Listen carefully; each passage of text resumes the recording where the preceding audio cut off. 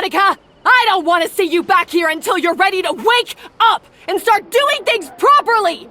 Right now, you're a disgrace to my kitchen and to the Hotel de Boer name! It was an accident. I'm sorry, did you hear me asking for excuses? No, I'll do better, I promise. Why is she so aggressive? She won't even listen to what the poor girl has to say! Oh, hey! Cut her some slack! You gotta at least hear her out! Wait!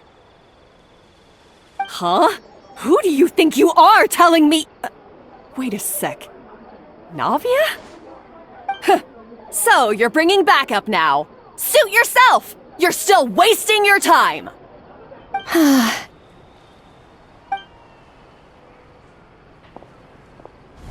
Savannah, is this how you always treat your staff? My staff is right.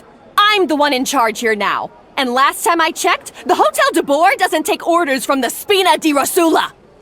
Of course. How you run your kitchen is none of our business. But when a member of your staff is so overworked he becomes gravely ill, that most definitely is our business.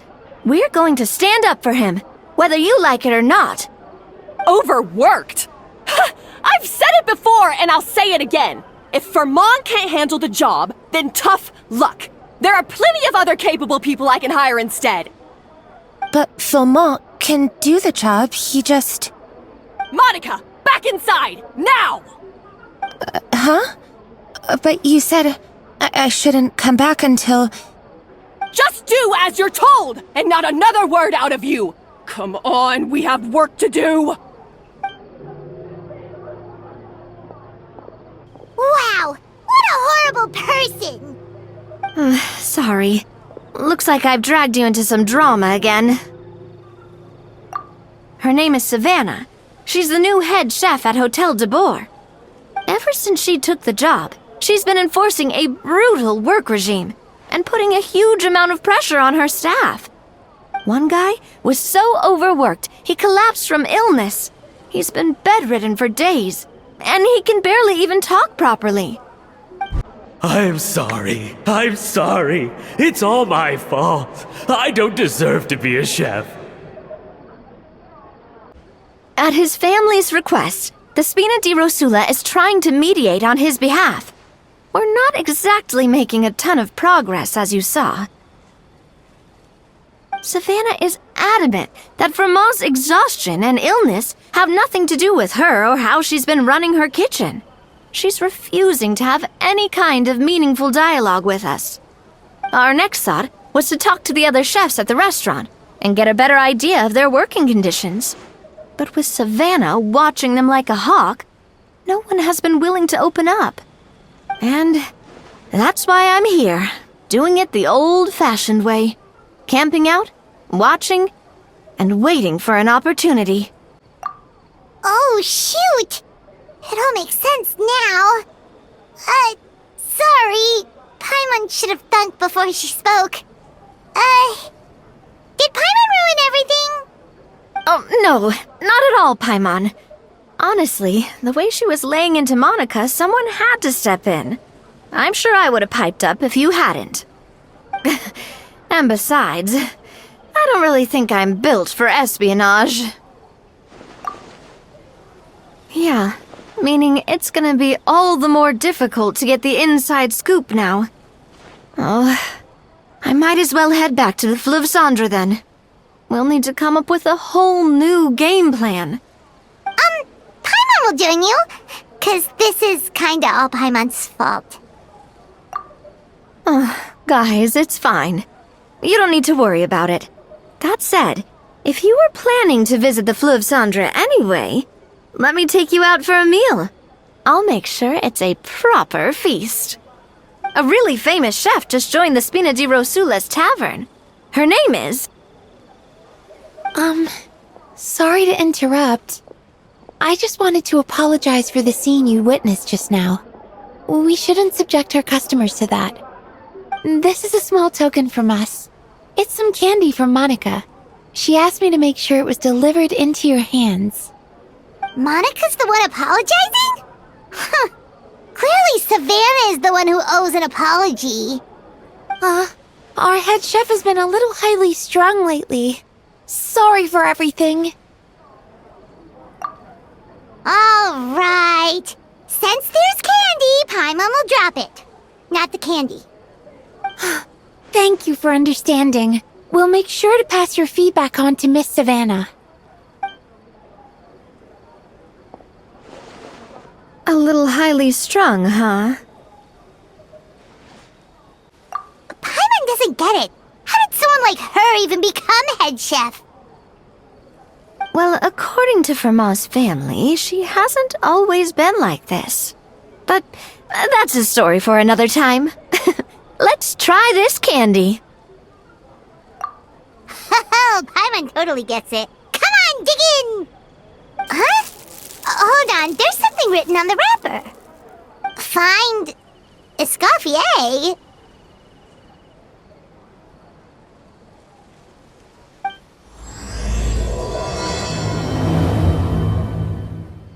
Escoffier? Could this mean... Huh?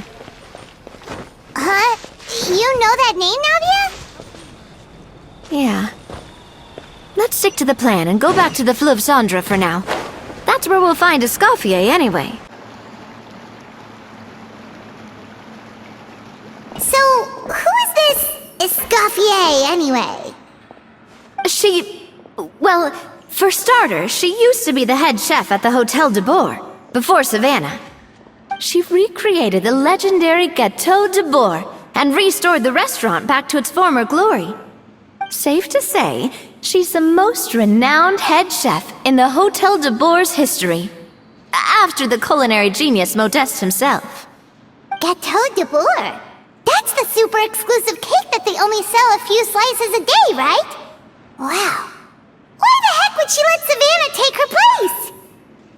Well, apparently, the Hotel de Bourg was reported for a safety incident. Someone claims that the kitchen was adding an illegal substance to their menu. But none of the chefs had any idea how it could have gotten into the food. In the end, Escoffier decided that as head chef, she should take responsibility.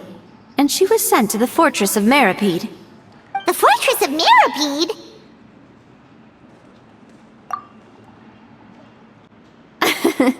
Well, you're right. The quantity of the substance they found was fairly minimal. Even the guards believed the whole thing was probably just an accident. Escoffier didn't have to stay in the fortress for long, but still, by the time she returned, the role of head chef had already passed to Savannah. So that's what happened. Paimon still thinks it's really unfair. Even though Escoffier is no longer head chef at the hotel, she's still well respected by the staff. So, I'm guessing what Monica wants is for us to convince Escoffier to try and negotiate with Savannah on the staff's behalf. Oh, Paimon gets it! Monica wants Escoffier to come back and kick Savannah out. It's simple. If the new head chef is stressing everyone out, then the solution is just get the old one back. Well, about that... You thought cream of mushroom soup was ready to serve after 3.5 minutes on the stove! You'd have had more sense serving hot water with ice cubes. At least then you wouldn't have wasted all this perfectly good cream and mushroom! What do you say, Hilaire? I'm sorry, Cream. I'm sorry, Mushroom. As you can see, Escoffier is that kind of chef as well. You have to leave it on the heat for long enough to allow those flavors the chance to come out. Don't be fooled by the aroma when the water first starts to boil. Got it? Yes, Chef. Then go back and do it again. The customers are still waiting. Remember where you went wrong and don't repeat the same mistake twice. Yes, Chef.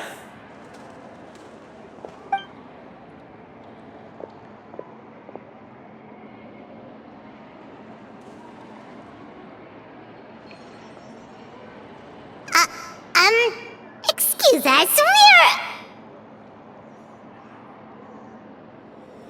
Waiting to be served? Sorry, we're pretty busy. I'm afraid you have to join the line.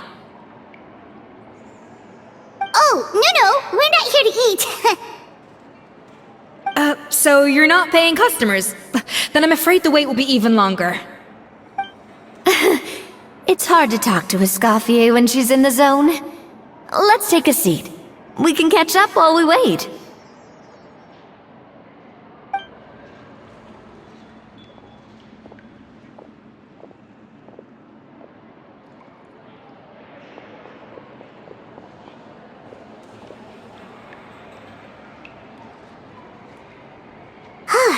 Looks like the rush hour is finally over. Is it always this busy here? These days, yes.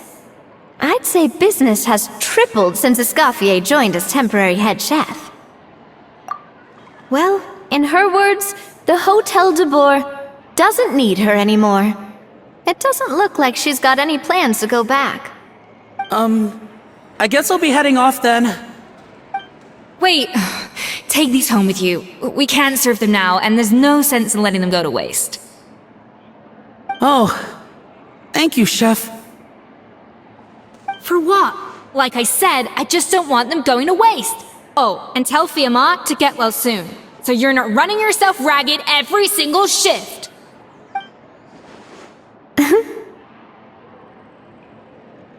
Fiamma. That's the second time we've heard that name. Who is that again? He's the chef that fell ill from stress. Hilaire is his son, and with Mom stuck at home taking care of Dad, he decided to pick up some work to help pay the bills.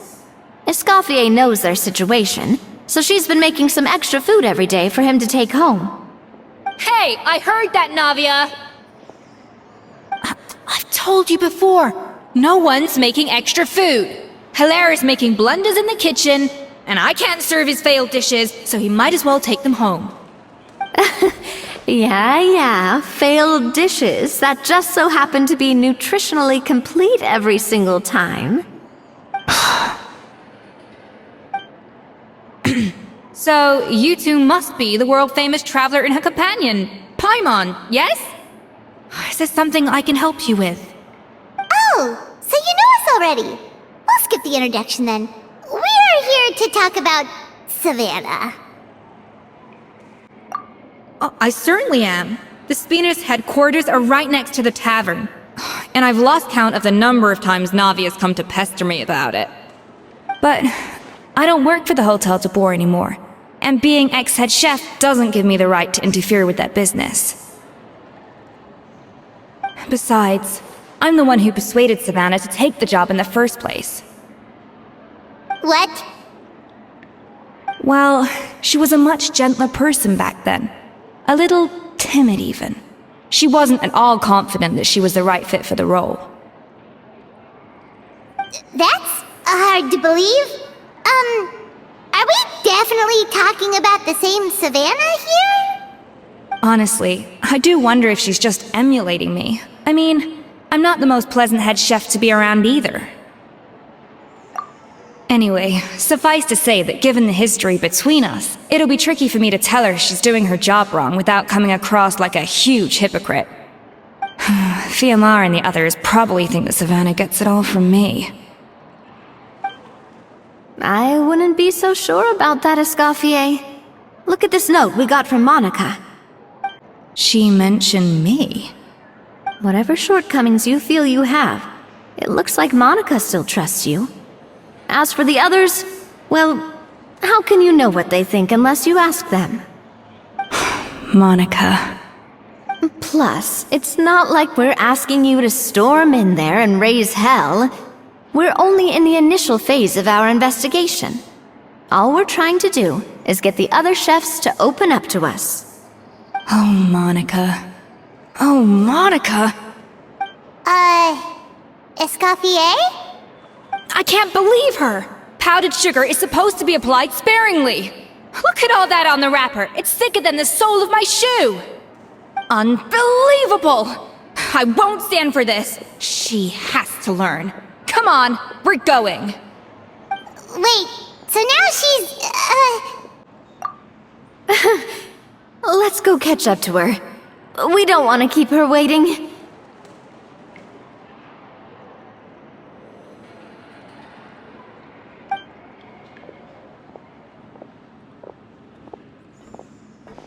Wait, she looks like... Is that Escoffier? Escoffier's back? Yes? I'm sorry. I'm so sorry. I'm so sorry. I messed up your order. Oh, I wouldn't go that far. Maybe the taste is a little off, but if you hadn't brought it up, I don't think I would have noticed. But, please, you have to forgive me or Chef is gonna... Okay, I know. I'll kneel before you. What the heck? Get up, Monica! Can't you see that you're just making your customer feel more awkward? Escoffier? If you want forgiveness, then do what any self-respecting chef would do. Make the dish again. And this time, get it right. You cannot go begging your customers to feel sorry for you. Savannah said that I'm not allowed back in the kitchen until I've corrected my mistake. But if I can't go back into the kitchen, I can't do the dish over. that's some backwards logic. How can you fix your mistake without being allowed to cook? If this is what Fermat had to put up with, then no wonder he had a breakdown. We apologize for interrupting your meal, sir. It's fine. With my layman's palate, it's not like I can tell the difference anyway. I was actually quite enjoying my meal until she appeared out of nowhere and started apologizing. Gave me a bit of a fright, to be honest. Oh, well, it's because Chef Savannah tasted a bit of the leftover soup from my pot and then threw me out of the kitchen. Gosh, that's pretty strict. Has she always been that way? I don't recall things being like this when Escoffier was head chef here. I gotta say, you're all looking a little worse for wear these days. I mean, Escoffier was strict too, but I think the difference is that her criticism was more constructive, so you knew what you did wrong and how to improve, and we all knew that it came from a good place. Chef Escoffier was hard on us because she truly wanted us to reach her level. But these days, whenever we make a mistake, we just get told to wake up, get your head in the game, or just do it again. And it's only gotten worse since word got out that Chef Escoffier had started working again in the Fleuve Cendre. Monica, you don't need to call me chef. I'm not the boss here anymore.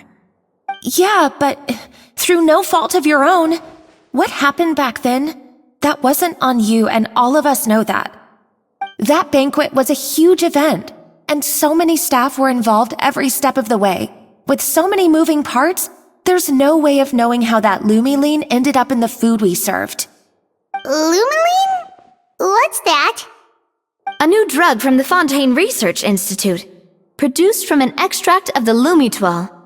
Apparently it sharpens the senses, so they used it to treat people with impaired responses to stimuli. Oh, yeah, I've heard about that. They found out you can use it as a flavor enhancer since it stimulates the taste buds. Makes things pretty addictive.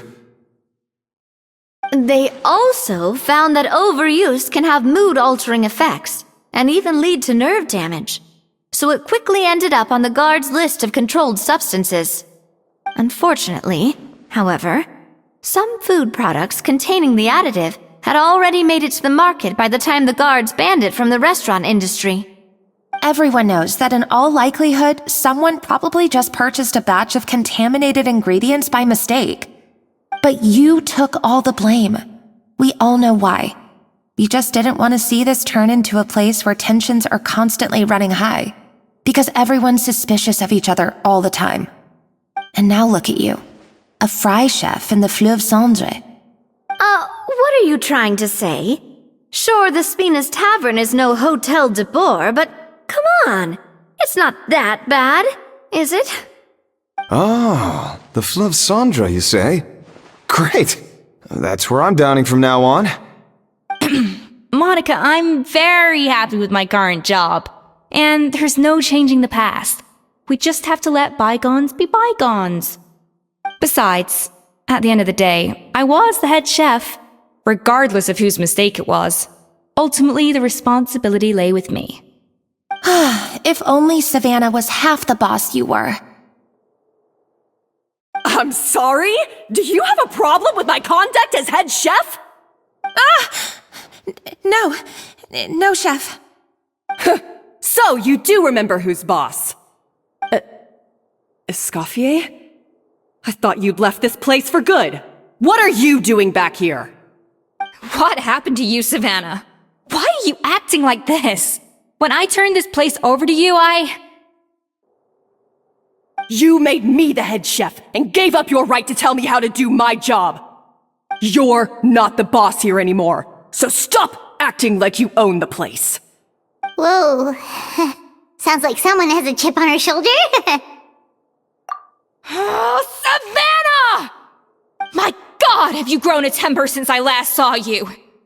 Have you put even half the amount of energy into improving your cooking skills, or are you still using the Pluie Lotus as an off-brand markup, thinking no one can tell the difference? That's none of your business! What happened to not storming in and raising hell? Ho ho! I was not expecting to see something this spicy as soon as Escoffier returned. Huh? Fanasium? Aye, miladies. Might I make a humble suggestion? Given that we have ourselves a tête-à-tête between chefs at the Hôtel de Bord, I dare say it would be de rigueur to settle this the traditional way. The traditional way? That can only mean one thing. That's right! I'm talking, of course, about the tradition established by Modeste himself. The cooking contest! According to legend, the founders of Hôtel de Bord, Modeste and Savelli, used this method to resolve all of their disputes.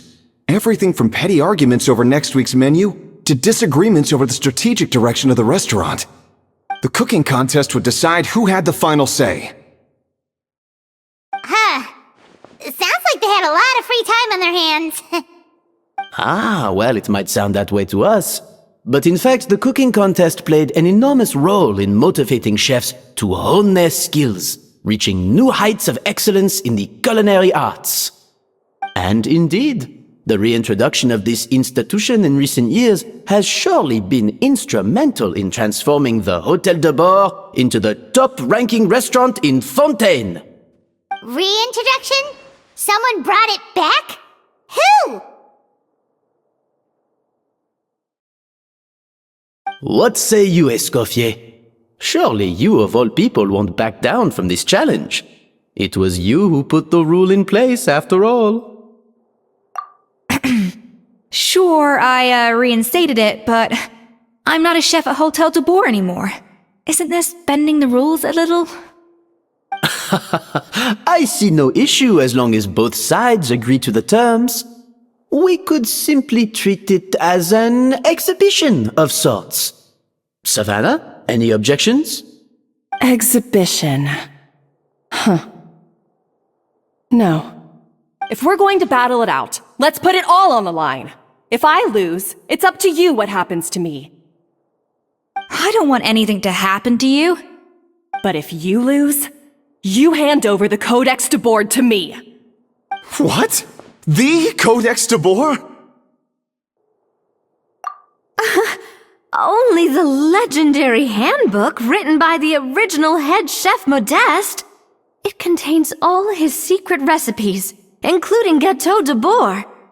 It's the greatest treasure in Fontaine's culinary world, and only the present and former head chefs of the Hôtel de Bord have the right to read it. Present and former?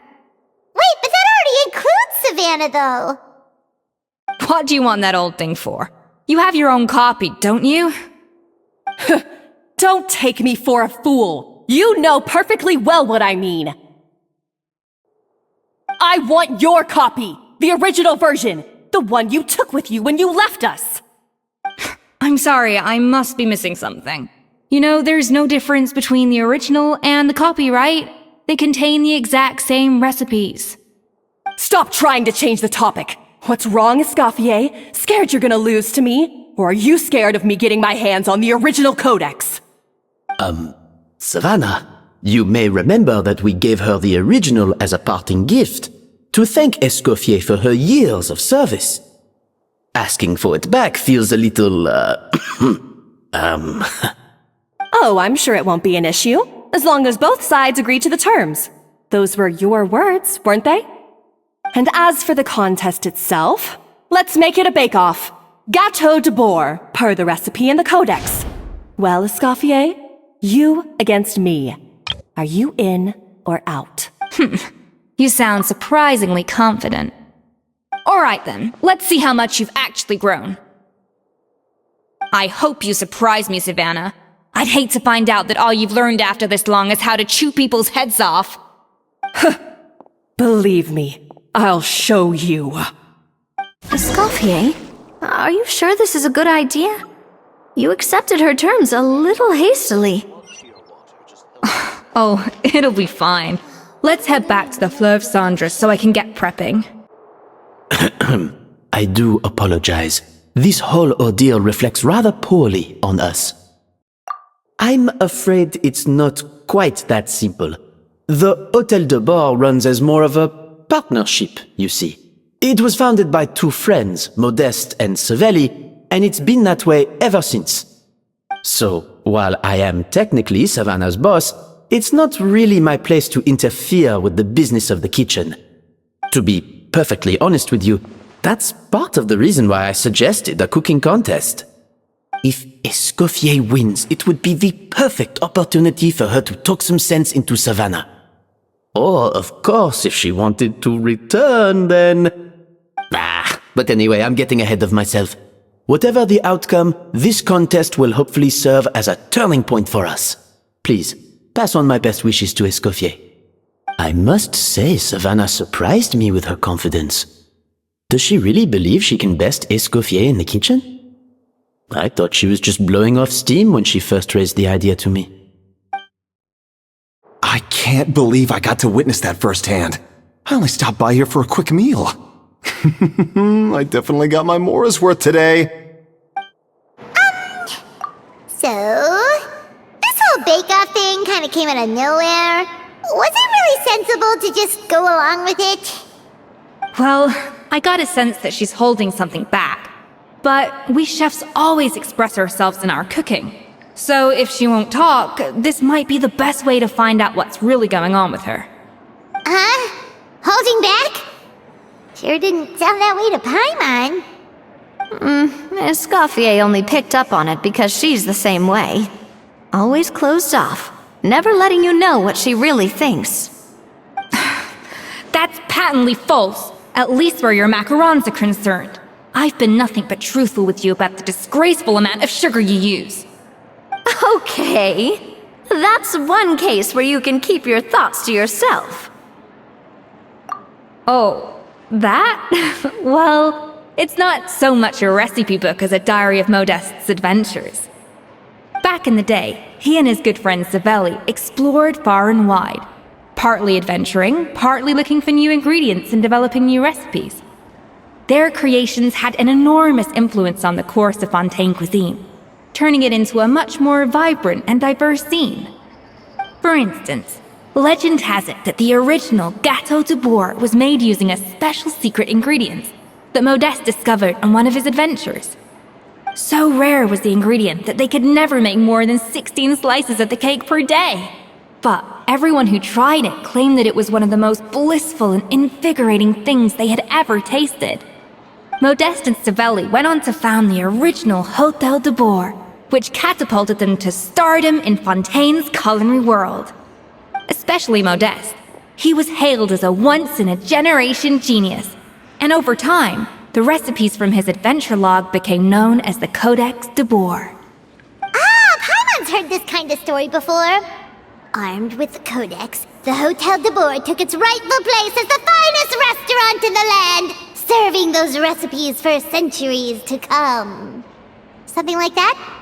What? No, of course not. Cooking is a constantly evolving art form. How could any restaurant survive if they only served food that was popular last century? Anyway, never mind centuries. Sibeli and Modeste parted ways not even 10 years after their rise to fame. Then, Modeste passed away while he was still in his prime. And that was it. The end of the Hotel de Boer's heyday. It fell into decline, and for most of its history, it was just a nondescript place with a couple of cheap tables. It's only in recent decades that it started recovering. Even then, it still took numerous relocations and changes of management before we finally ended up with Vanigem and the restaurant we have today. Oh! So the Codex really isn't all that, then. Paimon figured it was like one of those mystical books they have in Liyue's martial arts novels, where the main character learns all their secret powers from. Yes, well, that's fiction, and this is reality. You can't meet the tastes of modern diners by following some ancient recipes from a dusty old book. Case in point. Even the Gâteau de Boer they sell now is actually Escoffier's reimagination. Wait, really? Why though? Didn't that recipe make it into the Codex? It did, but like I said, it's the dusty old book now, and the records aren't as legible as they once were. Not to mention that there's no way of finding the secret ingredient Modeste wrote about. So, reimagination is right. I consulted some historical records and took what I could from the Codex. But ultimately, the Gâteau de Boer of today is my own recipe. As for why we gave it the same name and kept the tradition of only selling 16 slices a day, well, you've got Vanigem's business sense to thank for that. Oh! Huh. Well, that kind of takes all the mystique out of it. Hey now, it might not be the original Gâteau de Boer, but it's still the most delicious cake in Fontaine today. And who knows, maybe Escoffier's version is more suited to your palate. Just think, if the original truly was the perfect cake you're imagining it to be, there's no way the recipe would have been lost to history, right? Not to mention that the Hotel de Boer never would have fallen into a slump. Anyway, before I left my role as head chef, I made a copy of all the recipes from the Codex, including my own improved versions, and turned them over to Savannah. So why is she so interested in the original copy? Could it be a symbolic thing? Like, whoever holds the original Codex de Boer is the true head chef? Well, it was clearly precious enough to give to Escoffier as a parting gift. Meanwhile, Savannah only got a copy. Maybe from her point of view, it's like management doesn't truly see her as being worthy of the role. You think so? The only thing is, it was her suggestion to gift me the original in the first place. Well, a joint decision by her and Vanigem. But still. What? Huh. Guess she's had a major change of heart since she became head chef. Yeesh. Who knows? We could speculate forever. Better to just let our Gâteau do the talking. It means besting her in this bake-off, and then getting her to explain herself, even if I have to beat it out of her with a spatula. However much she's changed since we worked together, I believe that she still has her chef's pride. And if she respects the art, she'll respect the outcome of our contest. Well, I'm confident that you and your spatula can get justice for Froment. All you need to do now is win the contest. But that should be a breeze for you. Let's not get too ahead of ourselves. Gâteau de Boer is very complicated to make. Usually, it takes 3 chefs working in tandem to cover everything. Now, if I had to push it, I could probably do the work of 3 chefs myself. But I'd prefer to play it safe if I can find a couple of assistants in time. Well, that's easy. The 3 of us are veterans in the kitchen. You just need to pick 2 of us.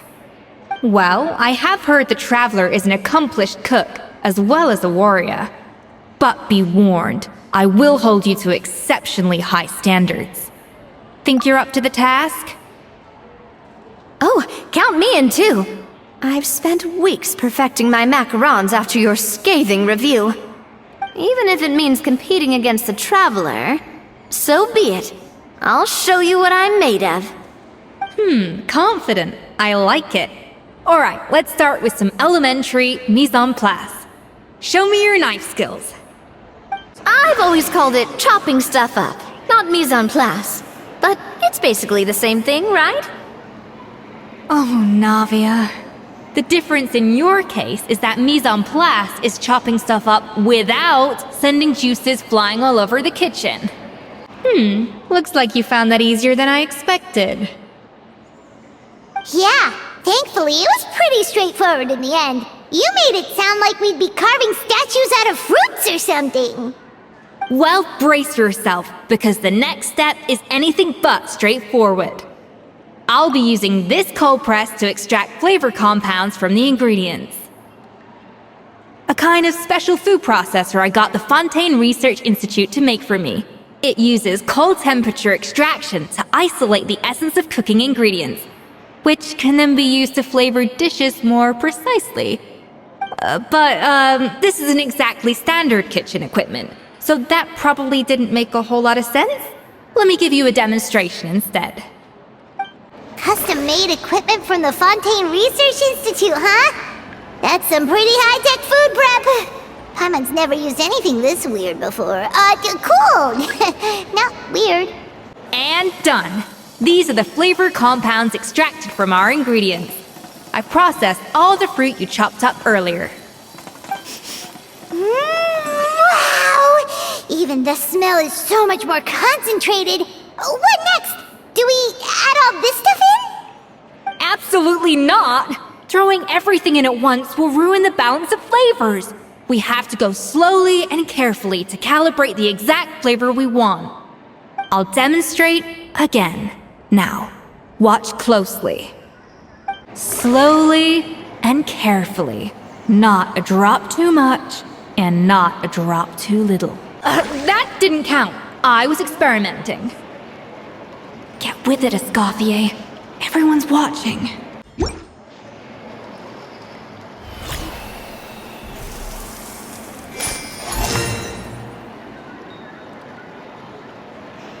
And voila! Now it's your turn. Not terrible. Considering this was everyone's first time blending flavor extracts, it could have been worse. But the Traveler's work was surprisingly good. Are you sure you've never done this before? You got almost perfect results on your first try. Oh, well, they do say adventurers are multi-talented folks. Now I've seen it firsthand. Alright, now for the part I've been looking forward to. I want each of you to cook something from the Hotel du Bois' current menu. I'll judge your submissions and give you a final score. That's right. The true test of your cooking skills is the finished product. It'll be good practice for the contest itself. Now get to it. Chop chop! How's it going? Have you picked a dish yet? Choose wisely. I expect you to present the most delicious thing on the menu.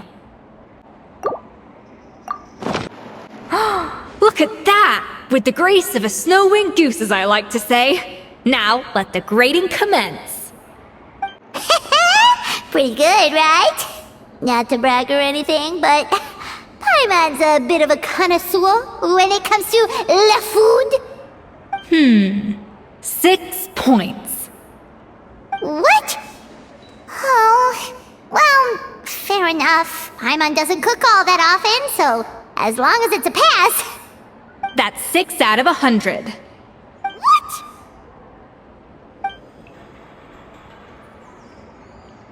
You say you're a connoisseur, but it's quite clear from this dish that you have far more experience consuming food than creating it. By that logic, I suppose you think listening to Lady Farina on repeat every day would make you an opera singer. Aww. Me next! I'll have you know that this batch of macarons has 2 whole tablespoons less sugar than my previous ones. So you went from 12 tablespoons to 10? Well, it's nice to know you actually measured it out. because it tastes like you just threw in whatever was left in the jar. 6 points. Aw. Now to the final dish. So, what do you think? This is our last hope. 8 points. Darn! That's barely higher than what we got. Not exactly. The color is spot on. Beautiful aroma. Excellent presentation.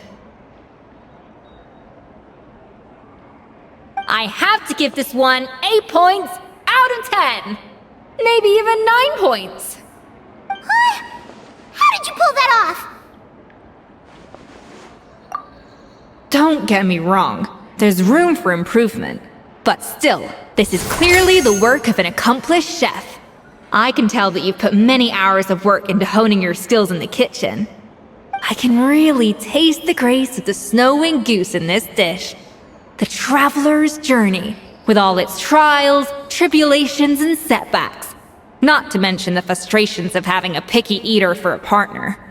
Hey, you made that last part up! No way did you taste that! Well, it looks like I lost fair and square. I guess you'll be taking the Traveler as one of your assistants then? But if it takes 3 chefs, that still leaves 1 slot remaining. Maybe Paimon and Navia should keep practicing and see how it goes? Chef Escoffier! Oh, it's Hilaire! What brings you here? I heard the news about the cooking contest. You're doing Gâteau de Bourg, right? I was just wondering if you needed any help? And you think you're up to the task, do you? Oh, no, I know I'm not there yet. It's actually my dad who wanted to help. Firma, last I heard, you could barely get out of bed. Chef Escoffier, Navia, Traveler, thank you all so much for everything you're doing for me and my family. I've had enough of sitting around at home while you run yourselves ragged. If you let me, I'd like to help you win this cooking contest.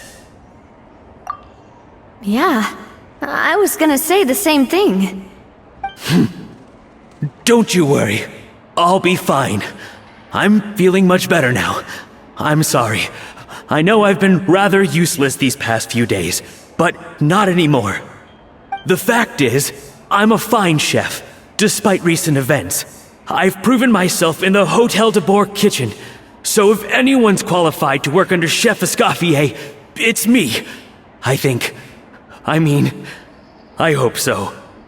Firma, have you even set foot in a kitchen since leaving Hotel de Bourg? I have not, but I'm fully rested now. I know I can handle it. I'll prove it. Let me whip something up for you right now.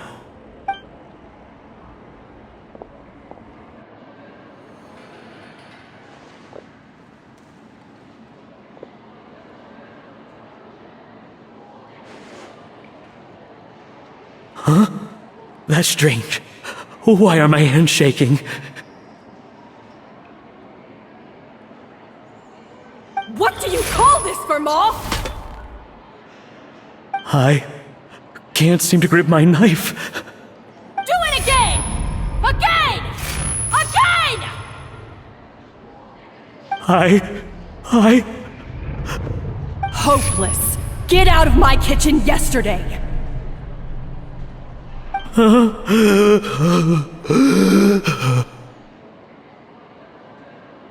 Dad! What's wrong? I don't understand. I was feeling so much better, and then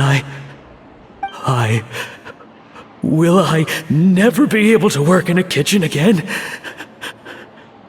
Dad, talk to me. What happened?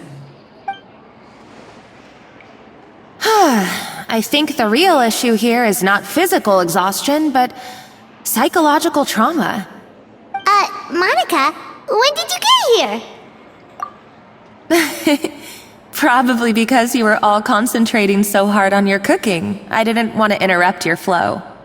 But anyway, Firmin, I'm so sorry. If only I'd known how serious your situation was, I would have stood up for you sooner. You have nothing to apologize for, Monica. During those long nights of redoing every order, you were the only person who looked out for me. Oh, come on. All I did was make you some tea. I doubt it was much help. Savannah was so ruthless toward you. I probably should have brought you something stronger. She sounds like the worst. Alright, another Savannah horror story. Let's hear it. She's been getting harsher and harsher on us ever since she heard about Escaffier's new role in the Fleuve Cendre. Seems like no matter what we make, she'll find something wrong with it. What is this? It looks like a dog's been at it! In the trash now! Then she orders us to redo the dish again and again, but we never know what's going to make her happy. Do it again, do it again, do it again! Every time you remake it, you just get another earful from her. Either straighten yourself out, or get out of my kitchen! So now, it seems like just picking up a kitchen utensil gives me flashbacks of her yelling at me. Oh man, that must be awful. The more I want to get it perfect, the more my hands shake, and the more scared I am of making another mistake. How can you give up so easily, Firmin? You weren't a quitter when you were working for me. And even under Savannah, you talk about working late into the night trying to perfect your dishes. That says to me that you still hadn't lost that determination to prove yourself. What changed? I don't know what's come over me. When I think back, I just remember feeling like my heart and my hands were growing heavier and heavier as the shift went on. Each time I had to redo a dish, my heart sank a little further. Maybe Savannah was right. Maybe I am just hopeless at this. Dad. I see. Well, it sounds like there are some deep issues at work here. Ones that won't be resolved by merely seeking compensation. I will win this contest, and after that, I encourage you to approach Savannah and talk this out. But what if you can't find another assistant in time? Clearly, I'm in no state to help out. You think being one person short will ruin my chances? Let's not forget, I taught you and her everything you know. Even if I had to go it alone, I would present the perfect gâteau. Oh, well, Paimon and Nadia will still keep practicing, just in case. And so will I. Yeah! And if worse comes to worse, we can always get the Spina di Rosula to put out an emergency call for chefs. There's gotta be someone out there, right? Actually, I thought maybe I could help. That's sort of why I'm here. What? Why didn't you say so? I was going to, but then... well, this is the first chance I got. You do this for us? Thank you so much, Monica. Alright, fine by me. But aren't you still working for Savannah? Joining the other side seems like a guaranteed way to put your future employment in jeopardy. I know, but it's all right. I've made up my mind. With the way things are, I can't keep working for Savannah much longer anyway. Unless I want to become the next Firmin. I'm done with sucking it up. It's time to try and turn things around. If this cooking contest can get Savannah to see the error of her ways, then I'm sure she'll forgive me for this. Well, Paimon didn't think we'd be poaching from Savannah's staff to get our third person, but there you go. Anyway, Monica's a professional chef, so nothing could possibly go wrong now. Great! Then it's settled. And to congratulate you all on making the team, I propose a Spina-sponsored meal to celebrate. Spina sponsored? Wait, you mean I'm cooking? Well, I promised the traveler a feast in the Fleuve Cendre. And I know how much you've been looking forward to it. Yeah! Feast, feast, feast! All right, if you insist, then prepare for some of the finest food of your lives.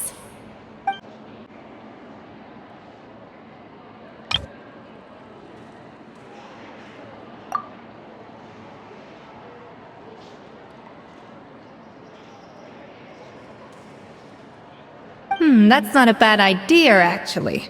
Wait, hold on. You need to finesse that further.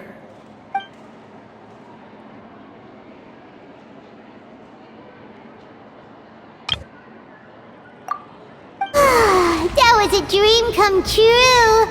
Paimon never knew Fontanian cuisine could be this good. I wish I could eat that all over again. It's not often that Escoffier goes all out like this. And it's all because of you, Traveler. So, this is what Chef Escoffier is truly capable of. Wow. I don't know if I'll ever be able to cook as good as that.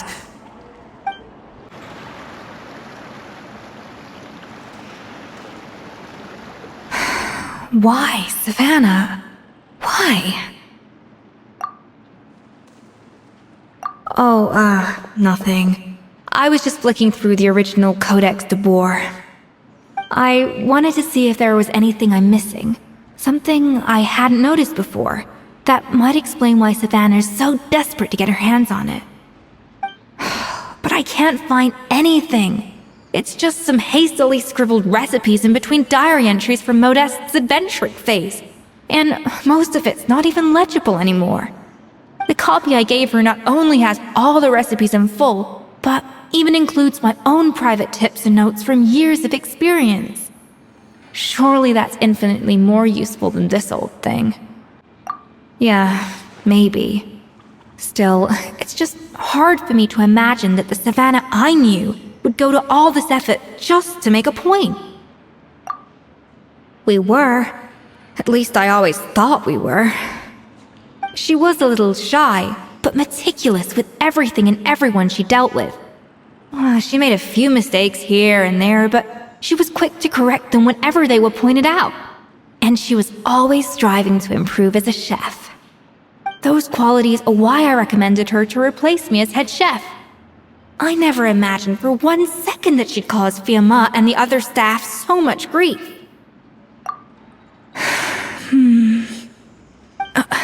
Well, I mean to an extent, of course. I pushed hard for her to get the role. And the idea that she turned out like this because of me is difficult to come to terms with. I wonder if this is how Modeste felt back when he was writing the Codex. Yes, with his good friend and co-founder of the Hotel de Boer, Savelli. The story goes that after Modeste unveiled his Gâteau de Boer and was hailed as a culinary genius, he was admired and adored by all. But his newfound fame slowly drove him and Savelli apart. Unlike Modeste, whose every new creation was an instant hit, Savelli seemed to face setbacks at every turn. Doors that would swing wide open for Modeste would shut in Savelli's face.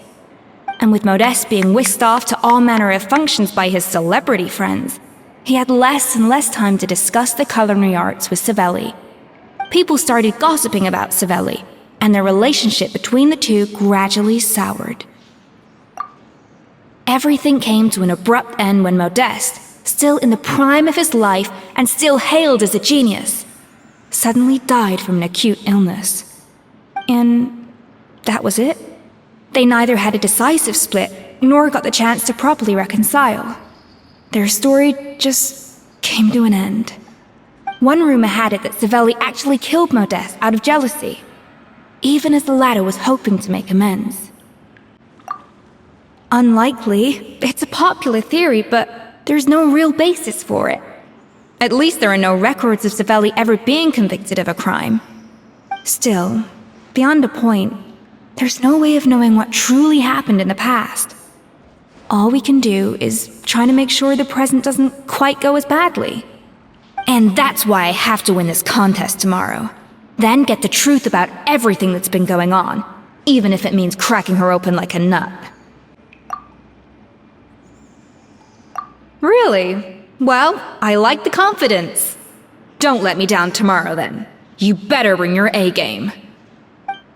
Let's hope that Savannah isn't all sizzle and no steak.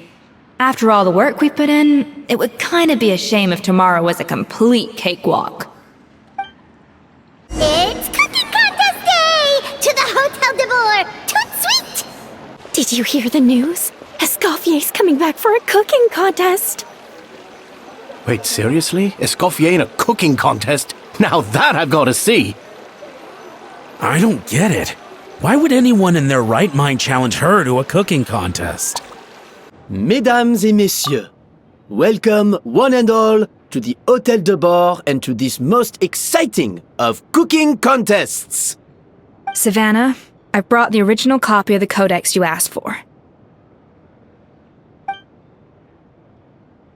Monica? Huh. In the interests of fairness, this contest will be conducted in a double-blind format. Once the dishes are complete, they will be sent to the back of the kitchen where they'll each receive a label.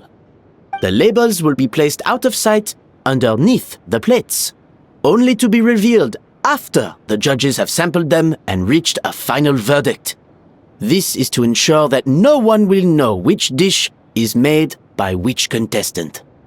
As one of the judges, I promise to be fair and impartial.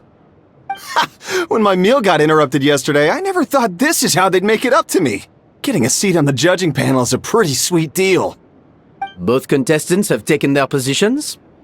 Then, without further ado, let the Hotel de Boer cooking contest commence!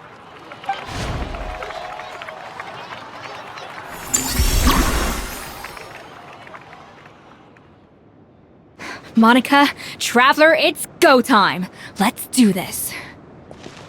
Even the best chef in the world can't flavor their food without prepping the flavoring, right? Alphonse, Gaspar, get to work! Do not disappoint me. Looks like our two head chefs are raring to go. Like an oven on full blast, this competition is quickly heating up. That should be enough flavoring. Now hurry up and balance the flavors.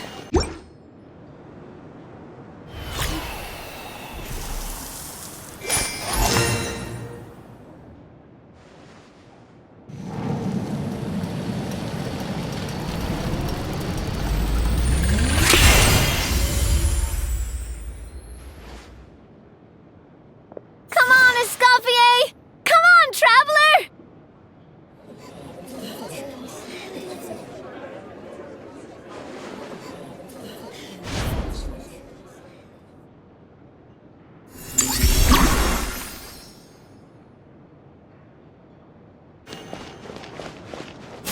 Alphonse!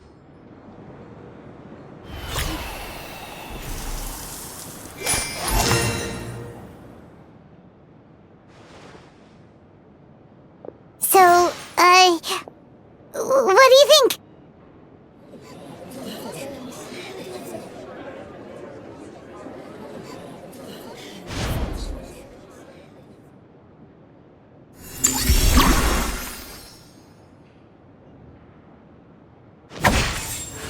Escoffier is already on the final step of the recipe. Let's check on Savannah's progress. I think this flavor profile is still a little bit off. Enough! Ugh, useless! Both of you!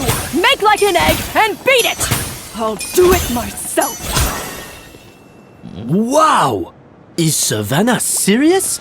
Can she really make up for lost time working alone?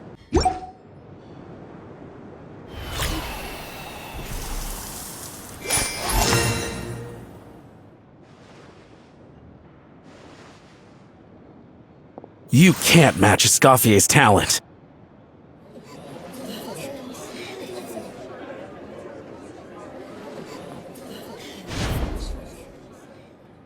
I present to you Gâteau de Boer.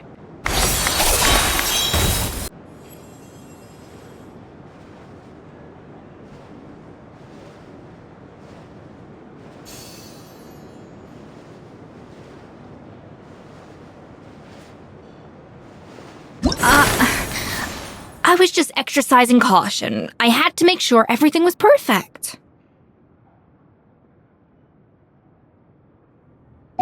Time's up! Contestants, please take your dishes to the back.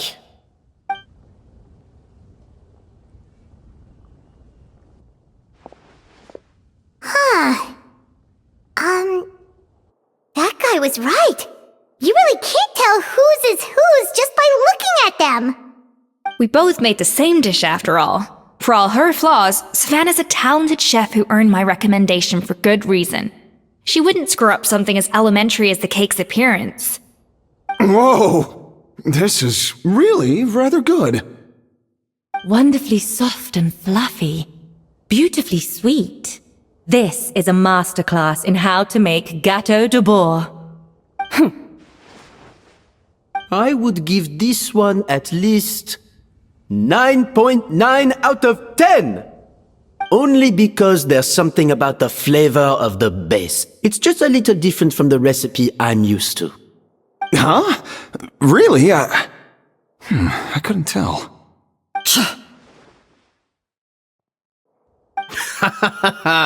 Alright, on to gâteau number 2. I haven't had a single bite and already this aroma is a delight to the senses. I have a feeling that this gâteau will be a gâteau for the ages. How exciting! I'm gonna dig in.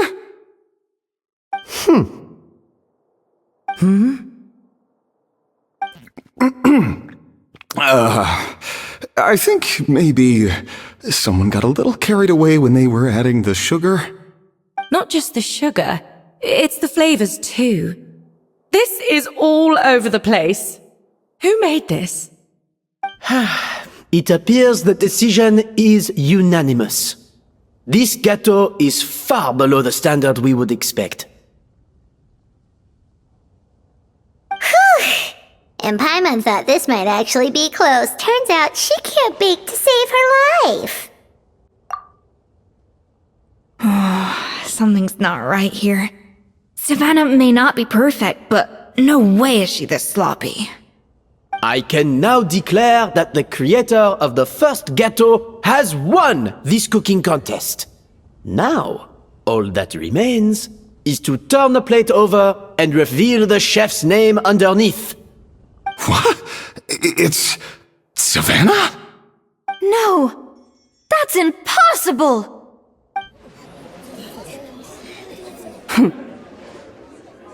Hey, Savannah! You cheated, didn't you? You cheater! What did you do? Oh, you swapped the plates, didn't you? Well, someone's a sore loser. These cakes went from the oven to the judge's table without me ever laying a finger on them. And everyone here can attest to that. It was Van Gem's staff who labeled them in the kitchen. If you're looking to accuse someone, why don't you start with them? Isn't it more likely that Escoffier's lost her edge? Oh, or maybe her assistants let the team down. You take that back! Judges, we demand a rematch!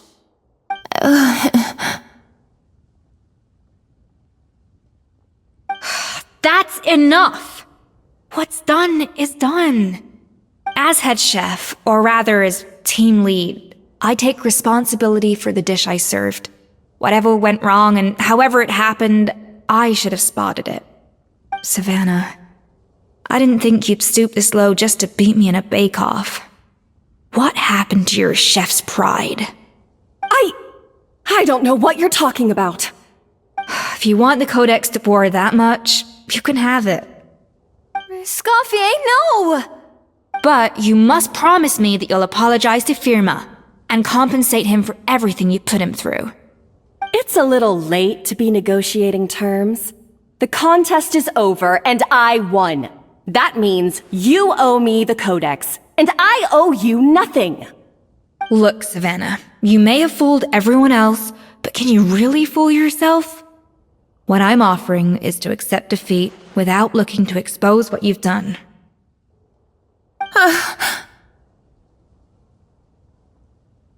but only on the condition that you promise to stop putting so much pressure on your staff. Fine. I'll treat this as your final handover of duties from one head chef to the next. So, will that be all, ex-head chef? Or is there any other unfinished business you'd like to leave in my hands? I didn't mean that to be a scolding from your former boss, just a word of advice from a fellow chef and a friend. But I don't know if you're even open to input from other people anymore. I know what I'm doing. I don't need your advice. All right, fine. I'm glad to hear it.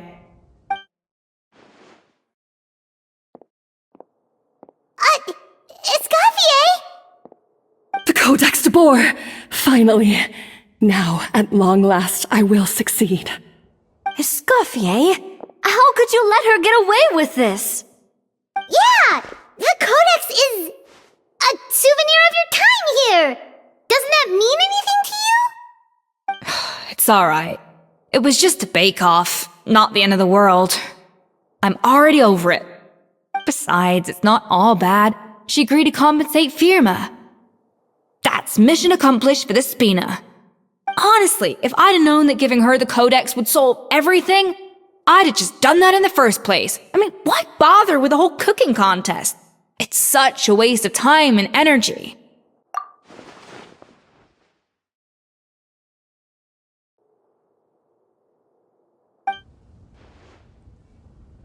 No. No! This doesn't make any sense! Huh? That's it? No secrets, no nothing? I don't believe it! This can't be happening. Oh, Chef Savannah! Savannah? It's nothing life-threatening. Just a lot of pent-up stress and exhaustion. Oh, I knew it. Pent-up stress? The truth is, however hard she might be on the rest of us, the person she puts the most pressure on is herself. Yes, there are nights when she makes us redo things over and over into the wee hours. But for her, it's every night. She'll hide herself away in the kitchen, working on new techniques and recipes, and only realize how long she's been at it when we come to work the following morning. But why? Why would she do that? Our best guess is, she doesn't want to be seen as less of a chef than Escoffier. And there it is. Even so, that's no excuse for taking her anger out on the rest of you. Yeah, and it's definitely no excuse for cheating in the cooking contest. About that, we honestly have no idea how she did it. We were focused on our own work the whole time, like she asked. Leone and Algalia were the ones I tasked with labeling the cakes. I've already spoken to them both. They're at a loss to explain it too. Not to worry. Come on, join me downstairs. I'll interrogate the guilty gâteau myself. Well, how is it? Have you figured out what it was? Oh, this is aggravated assault on my palate. I'd rather eat wet cement than this. Is it really that bad? I made sure to taste test it before it was served. Oh, relax. This isn't your cake. Savannah never switched the plates. The offending flavors are coming from in between the icing and the cake base, which means someone tampered with it while it was being made. Or in other words, we have a traitor in our midst.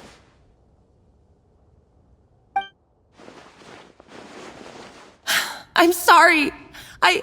I was forced into it. It was Chef Savannah. She said if I didn't cooperate, she would... Calm down, Monica. I've already accepted defeat. And if I wanted retribution, I would have brought this up when the results were announced. Whatever's going on with you, just spill the beans. There's no need to hide it.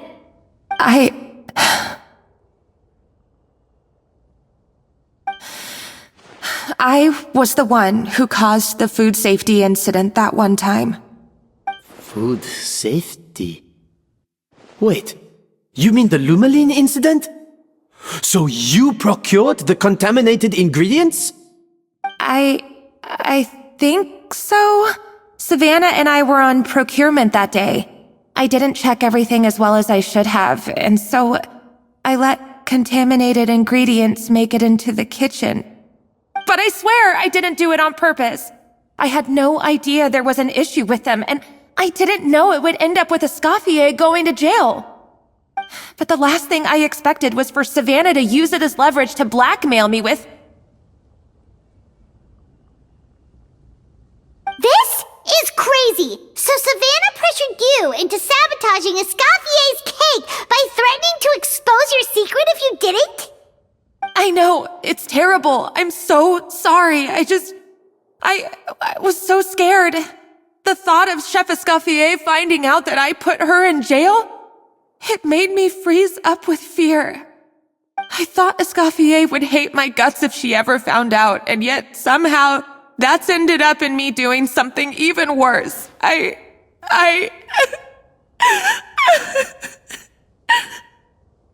Seriously?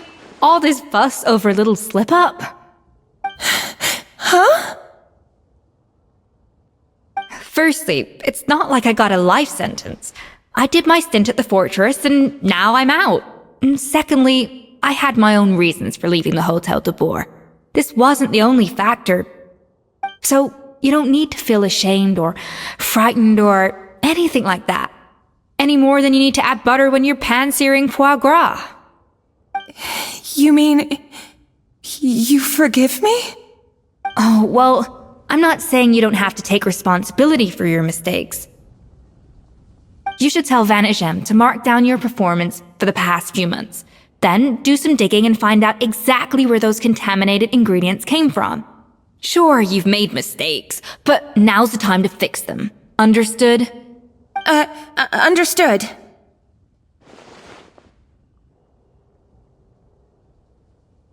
Good. Now, back to Savannah.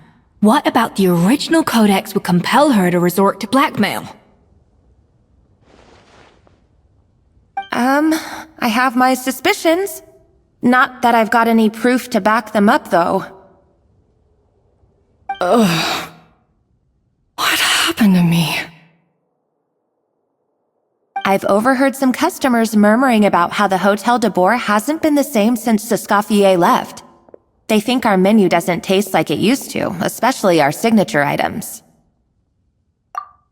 Now that you mention it, I noticed it during the contest too. I couldn't put my finger on it, but the flavor seems subtly different from how it used to be. But the difference was so small, I'm sure no one would notice it besides our most loyal customers and true dessert connoisseurs. Still, as head chef, it's easy to see why Savannah would get so hung up on it. So many times I've seen her make the cake base over and over again, late into the night, determined to match Escoffier's version. But something's always slightly off every time. Yeah, I've noticed that too. Never really gave it much thought, though. Thinking back on it now, it's clear that Savannah's been in a downward spiral ever since Escoffier left. She wants to prove that she can fill Escoffier's shoes. That's gotta be the reason. But after countless setbacks, she's getting more and more unhinged. And at some point along the way, she switched from doubting herself to doubting Escoffier. Doubting Escoffier? For what? Yeah, it would explain why she was bent on getting the original at any cost. She must have thought Escoffier purposely omitted key details from her recipes when she copied them out.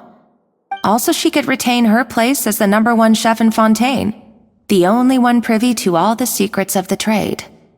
Oh, for goodness sake, what a stupid idea. Of course. Then she finally got the codex only to discover that the secret recipes she's been pining for don't exist at all.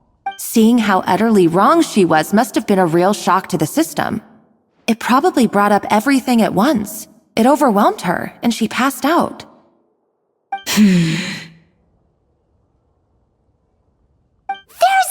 one thing that doesn't make sense, though. If Savannah had the real recipe all along, how come it tasted different?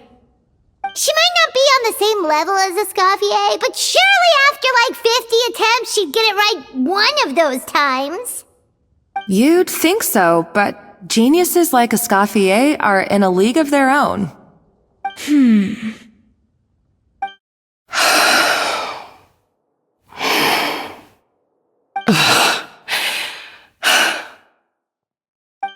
New head chef, you say? What's her name? I don't think I've heard of her before. I wonder, can the Hotel de Boer keep its edge without Escoffier at the helm?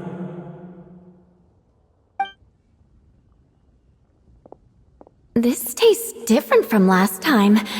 Is it undercooked or something?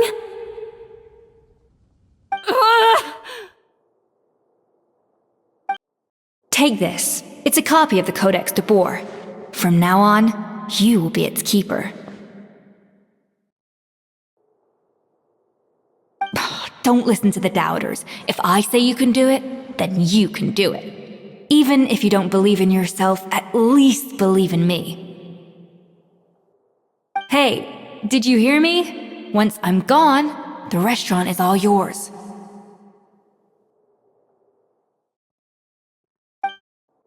All this time, I've been blaming other people, but maybe I'm the problem. I sincerely apologize for putting everyone out. Savannah's awake now, but I don't think she's ready to speak to anyone yet. Let's give her the day to calm down. I'm sure you'll have the chance to talk everything out tomorrow. In that case, I'll go and update for Ma and his family. I wonder what he'll make of all this. So, we'll come back tomorrow then. That was a long day. I think I've earned myself a sweet treat when I get back home.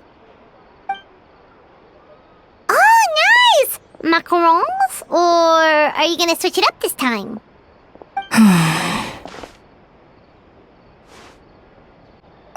Traveler, how much do you know about the snow-winged goose?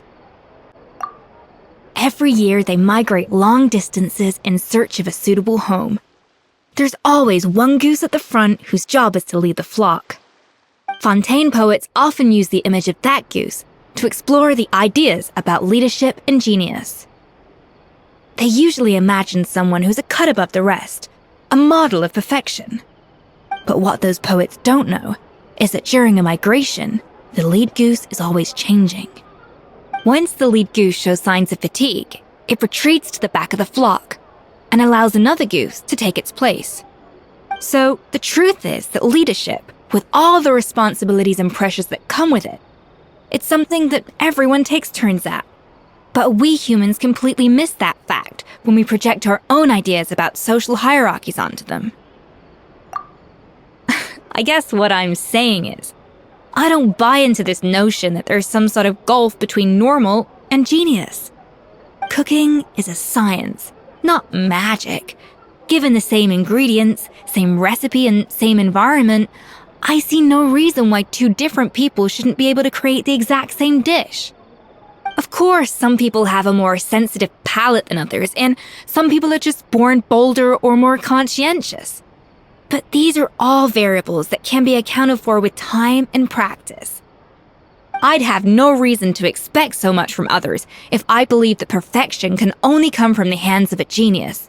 The only reason I hold people to high standards is because, well, I believe they're capable of greatness. Okay, I've made up my mind.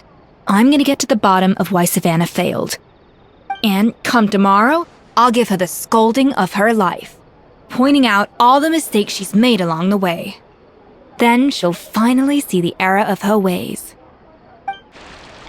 Thank you for your words of encouragement. I'm gonna head to the Hotel de Boer and spend the night investigating. I guess I'll see you tomorrow. Genius? Calling someone a genius is just another way of saying I'm too lazy to figure out how I need to improve. It's a defeatist attitude and I won't stand for it. Why are we here so early? Our meeting with Vanigem isn't for a while.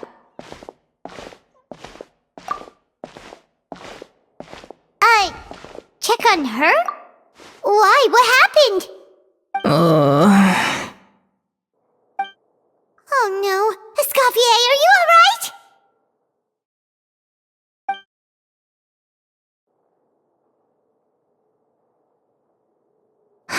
I'm fine. Just need to get some more coffee in me. Huh? What happened to my coffee? Did I really drink it all? Alright. Thanks. I appreciate it. Cooking facilities here, or we could just grab a cup of coffee from Cafe Lutece, but either way, hurry! Coffee. Need coffee.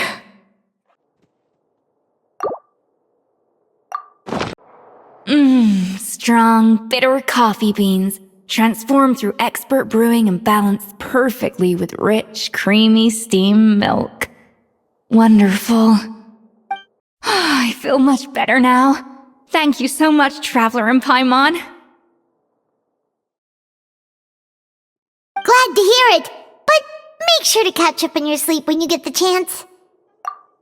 I think I figured out where the problem lies. Honestly, it's ridiculous.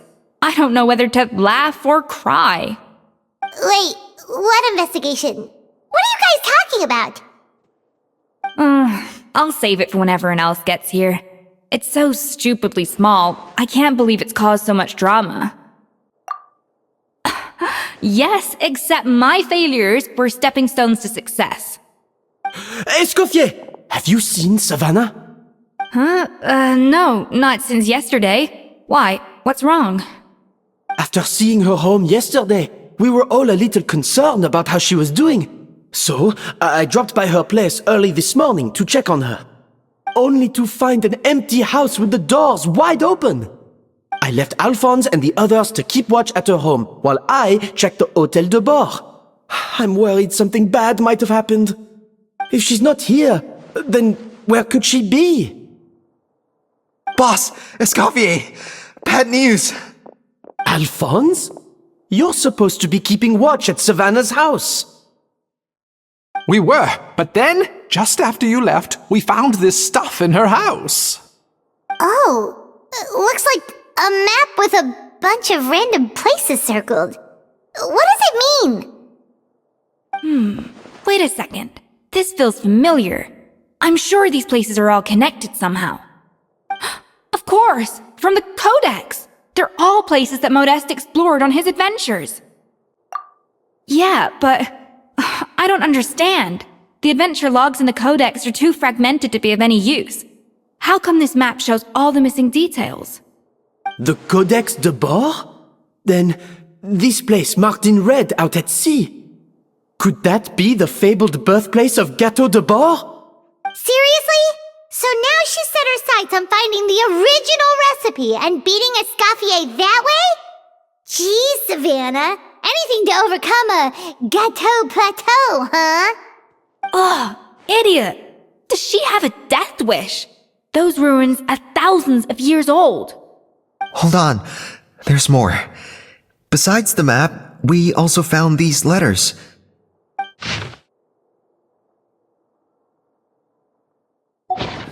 It was you. You let the Lumaline through, didn't you?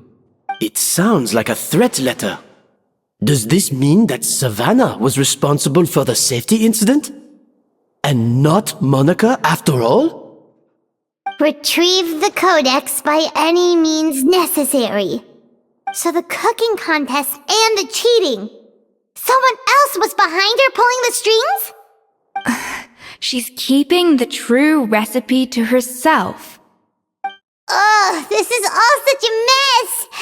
Paimon needs a second to process this. First, we thought that Savannah forced Monica to cheat in the cooking contest. But now, it turns out that someone else forced Savannah to force Monica to cheat?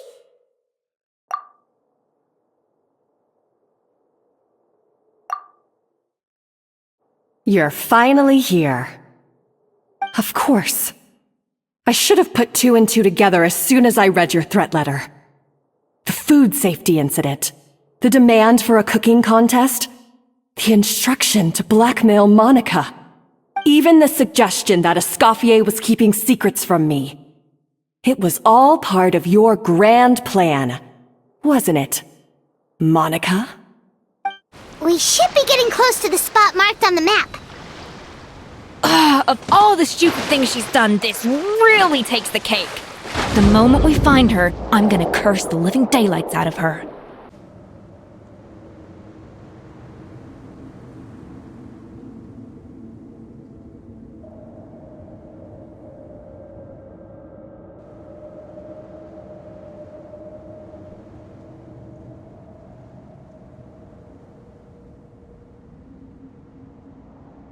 Whoa!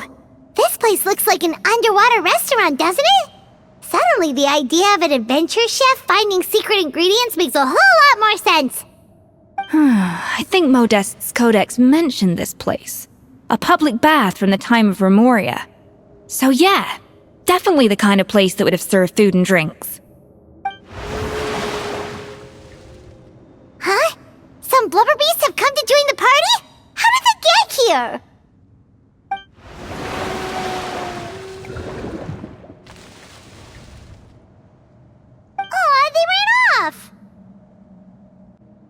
That could be easier said than done.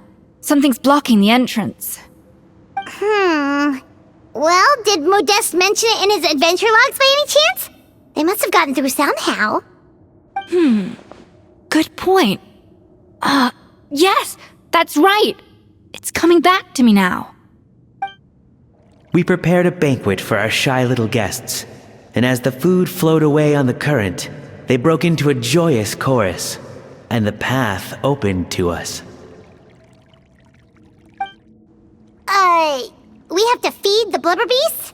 With what? There's nothing here besides rocks, romaritime flowers, and lumitoile. See, this is why you should always bring snacks. You never know when you're gonna need them. Now we have to head all the way back to shore and grab some. There's no time for that. Romaritime flowers and lumitoile will have to do. They may not look appetizing to us, but who knows? They could be blubber beast delicacies. Wait, we're seriously gonna try this?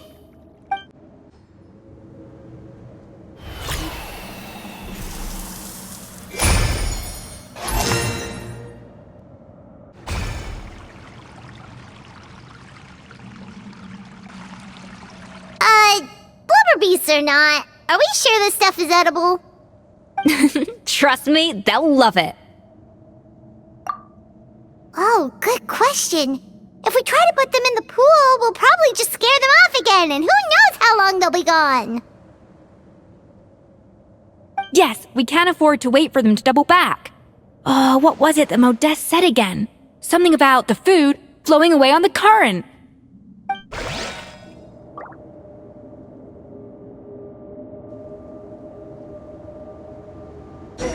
Wow, it's really singing! It must taste better than Paimon thought!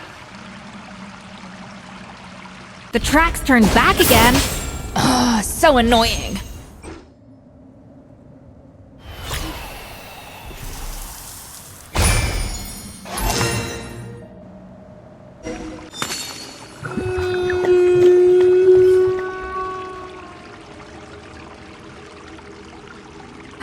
Hey, it's...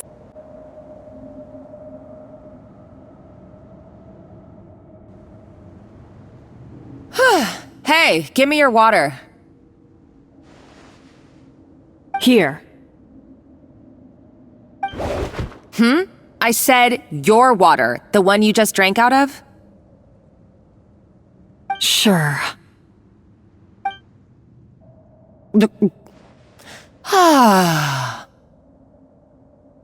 All those years slaving away under Escoffier, and then you.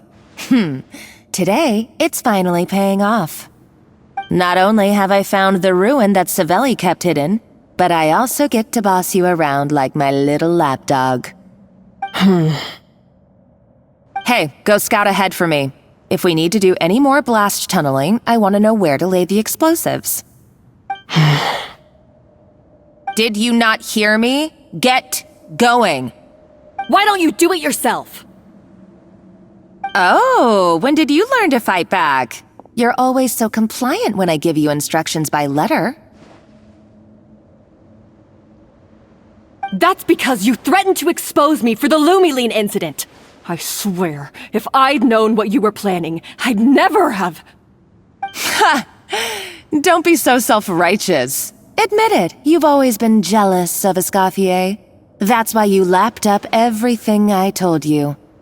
You were terrified of her finding out about your part in the Lumiline incident, and you resented the way her reputation hung over you. So you jumped at the chance to convince yourself that she was the villain, that she deliberately hid her secret recipes from you just to hold you back.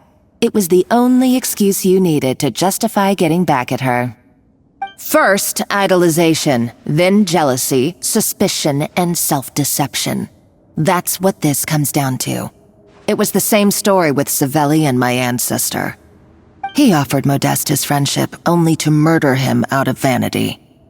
He promised to explore the world with him, only to later destroy all records of their adventures. It's a miracle I even found this place. You have no idea the countless hours I spent piecing it all together. So you see, you're no better than Savelli. If you can't beat him, betray him, right? I am no Savelli, nor will I ever be. Oh, put a lid on it.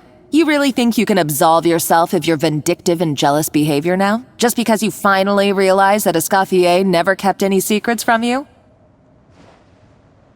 You didn't show any remorse when she left, or in the cooking contest. Why start now?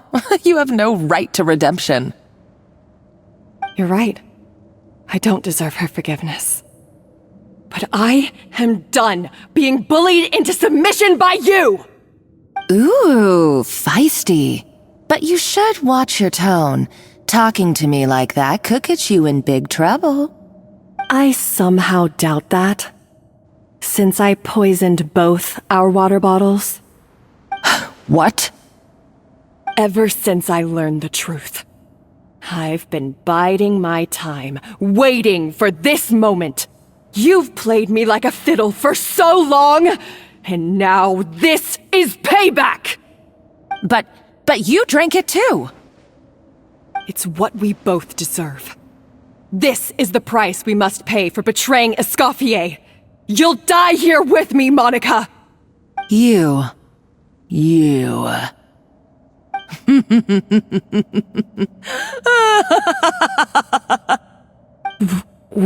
What's so funny?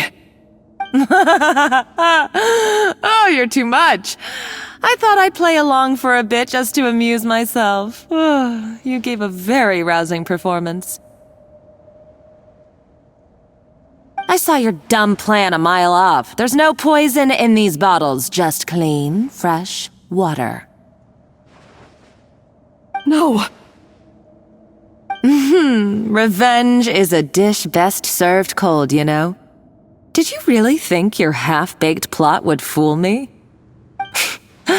You're a lousy chef, and you make a lousy villain, too. A complete waste of space.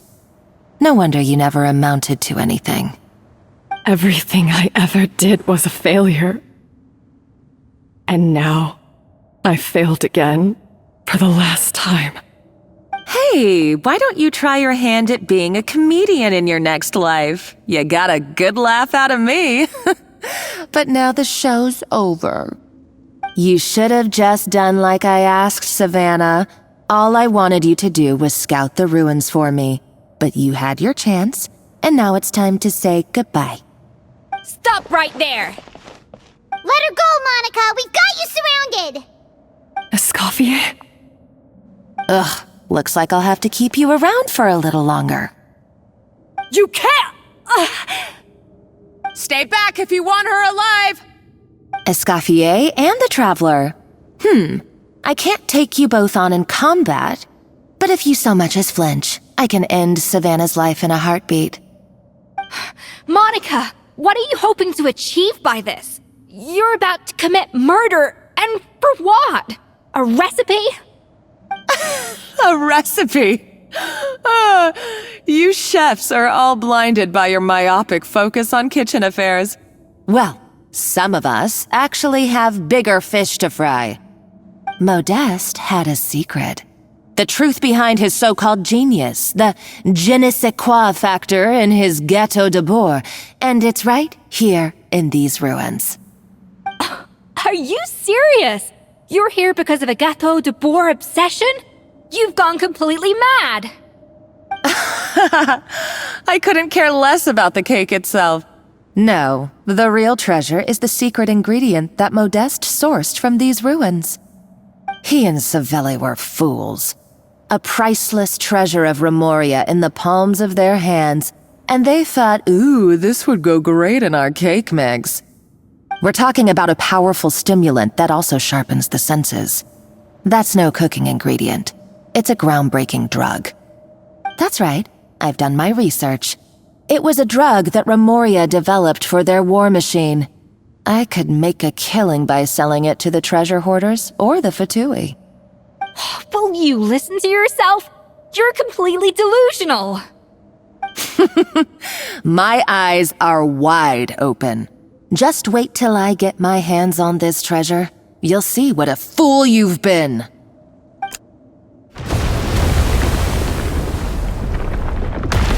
Wait, what's that sound? Just when I thought she couldn't get any crazier. She's lucky the whole place didn't collapse. Uh-oh, Savannah's gone too! Monica must have taken her. Oh, what a coward. She's only taken her hostage because she knows that she's no match for you. That's true. Even if she finds the treasure, she'll need Savannah alive if she wants to get out of here in one piece. Oh, well, our path's been blocked, so let's look for another route. The water looks pretty deep here. Maybe it leads somewhere. Ah! Golems! How are they still mobile? They were probably awakened by the explosion just now. Alright, Knife Skills 101. Time for some rough chopping. Another door? Guess we need to prepare another feast for our guests.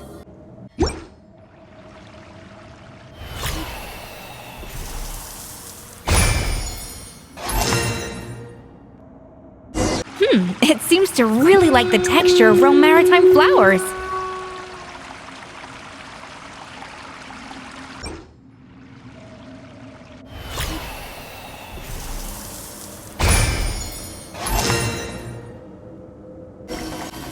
I never knew you could process Lumitol like that. Alright, I've got to jot this down. Lumitols and Romar. This could open the door to a whole new world. Yep, that's literally the plan. Wait, hold on. Which door are you talking about?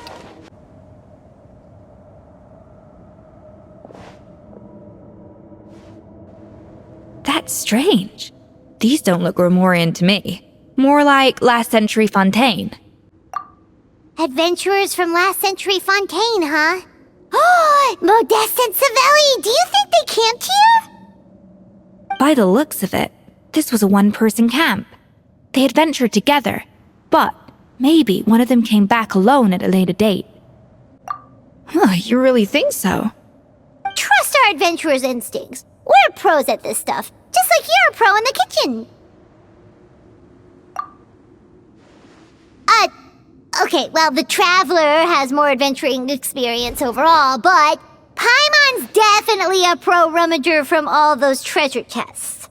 Darn it! Paimon was just about to show off her rummaging skills! Huh, no kidding. Are all adventurers so obsessed with journaling? I mean, I guess I take a lot of notes when I'm cooking as well, but I thought that was just me. Anyway, let's find out who was here. It's been years since I've last visited these ruins. It's exactly the way I remember it. This place probably hasn't changed in millennia. Sadly, up above, on dry land, everything has changed. The treasure of Remoria. That's what we used to call it. Modeste was right about its potential. It turned Gâteau de Bourg into a national sensation. Our limited stock of the substance meant that the gâteau could only be produced on a small scale, but this only drove up the popularity all the more. Modeste was right about that too. He predicted all of it. He was praised as a genius, while I, as the one person who'd ever disagreed with him, was labeled a talentless fool. Modeste tried his best to console me, but I knew better than anyone just how great the gulf was between us. Our conversations grew scarce, and we saw less and less of each other. I didn't fight it. He had new friends and a career of his own. Why invite further disdain by inserting myself where I did not belong? I told myself that maybe one day, when I finally created a masterpiece of my own, I'd be able to face him without shame. Or maybe one day, when I've put these feelings of self-loathing behind me, I'd be able to ask him with a smile on my face, how about we go on one more adventure, for old time's sake? Unfortunately, that day will never come. So it was Savelli. From the sounds of it, he came back after Modeste had already died. I always thought it was just a legend. But if it's true, then this must be the place where they found their secret ingredient, the birthplace of Gateau de Boer. In that case, what does that say about the death of Modeste? If it's all true, maybe Savelli really did have something to do with it. The taste of Gateau de Boer has changed. Modeste was convinced of this, even though everyone swore they couldn't tell. Being the perfectionist that he was, he refused to accept even the slightest flaw in his work. He stopped all sales of the product, locked himself away in the kitchen, and worked day and night, vowing to find out where he had gone wrong. But as he baked and taste tested over and over again, he found he only strayed further and further from the original taste.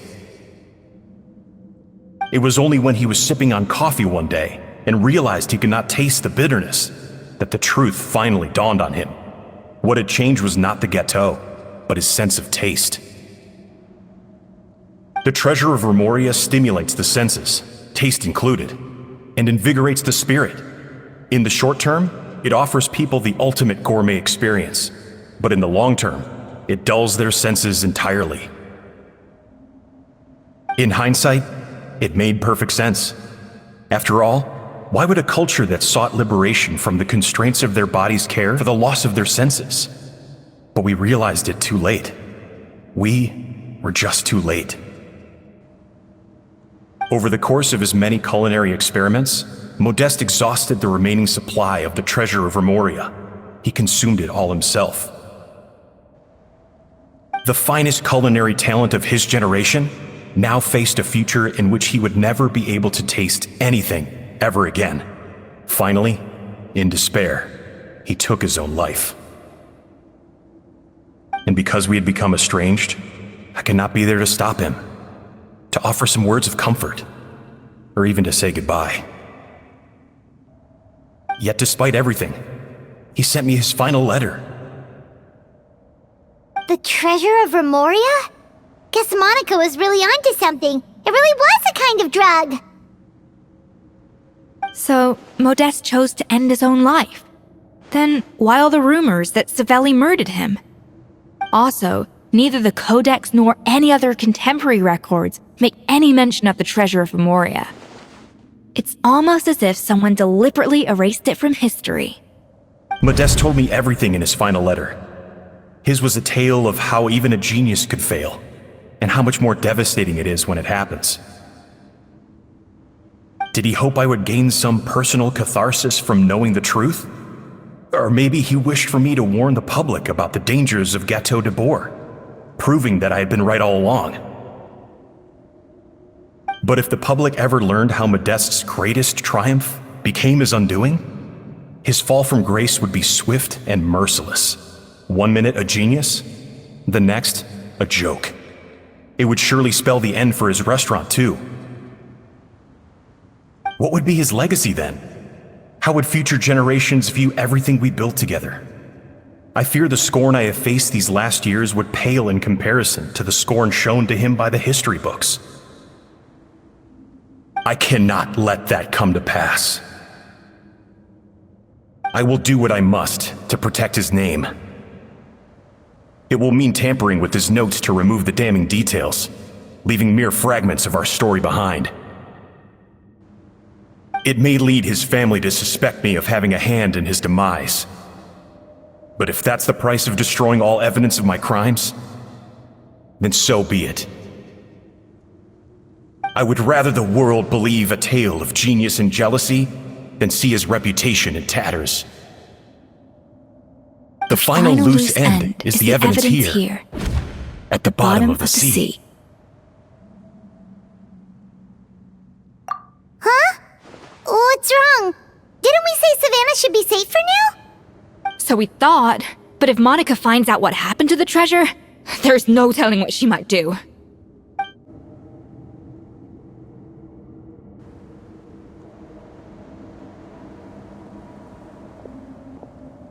The treasure of Remoria. I have found you at last. Savelli, you tried your best to bury the truth, but you underestimated the children of Modeste. Some fragments of his diary escaped your clutches, and we have held on to them for generations. But I have to thank you too, Savannah. Without your help retrieving the codex, and with it the last piece of the puzzle, I may never have found this place. But now, finally, the secret to Remoria's military might is within my grasp. The treasure of Remoria is mine! Oh. It's empty. It's empty! Monica? Oh, we were seconds too late. Escoffier? What's the deal with that jar?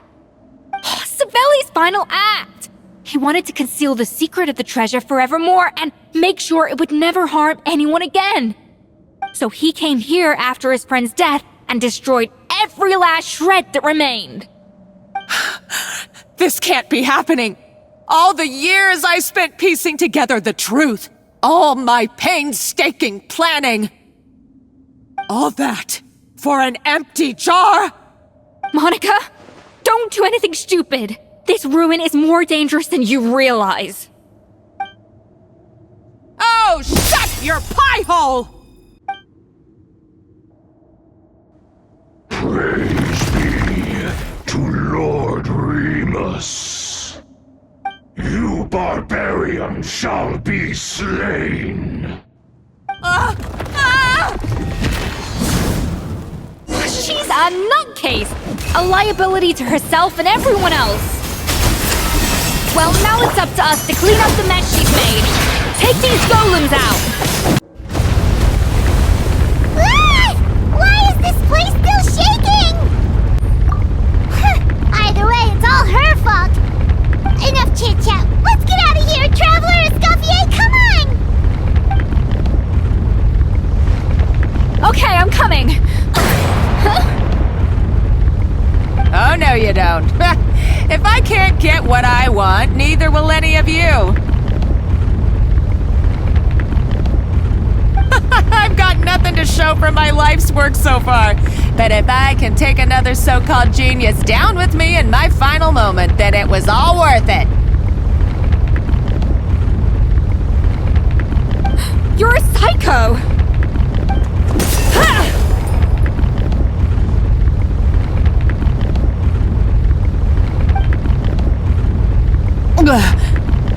Savannah?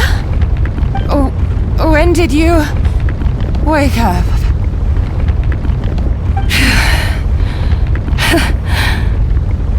I may be a lousy chef, but it looks like I'm not a complete waste of space. Traveler? Okay, let's go!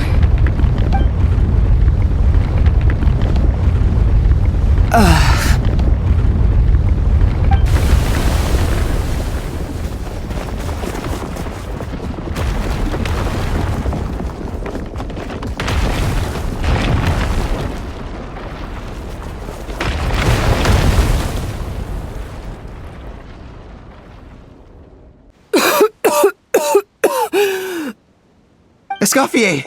Savannah! Traveler! And Paimon! Venejem! What are you all doing here? What did you expect us to do? Stay at the restaurant and sit on our merry derrieres? While the Traveler and Escoffier were out here risking their lives? We had to do something. Even though that something ended up being, well, waiting for you here instead. I don't deserve any of you. And I certainly don't deserve to be your head chef. It was my fault Escoffier had to leave. Then I couldn't live up to her standards. I acted like a tyrant in the kitchen. And now I almost got myself killed. Come back, Escoffier. Come and be our head chef again. I'll never be able to replace you. Okay, so everything I said to you the day I left, it just went in one ear and out the other? Huh? Sorry, I was kinda in my own head at the time. All I could think about was the Lumiline situation. What was it you said again? Forget it. It doesn't matter. Anyway, I didn't leave this job because of you. And you're not nearly as awful a chef as you think. If you were that bad, why would all your staff show up here for you? Escoffier's right. Sure, you nitpick our work and get us to do things over a lot. But when it comes down to it, you're the one who's always doing whatever it takes to make sure the customers get served on time, every time. Things were pretty rough after Escoffier left, and Savannah's the only reason we've been able to make it through.